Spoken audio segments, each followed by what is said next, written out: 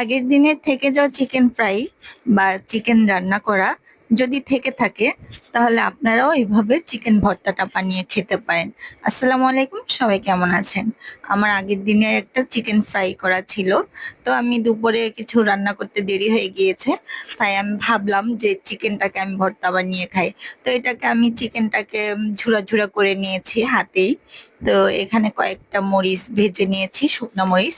আর এখানে চিকেনটাকেও ঝুরা ঝুরা করে ভেজে নিলাম। ভেজে আমি কয়েকটা শুকনো মরিচ ভেজে রেখেছিলাম, সেগুলোকে আমি হাতের ডলে কষলে নিচ্ছি। তো কয়েকটা পেঁয়াজ কুচি করে নিয়েছিলাম, সেই পেঁয়াজগুলোকেও কষলে নিচ্ছি। কষলে তারপরে আমি এখানে ধনিয়া পাতা দিয়ে দিচ্ছি।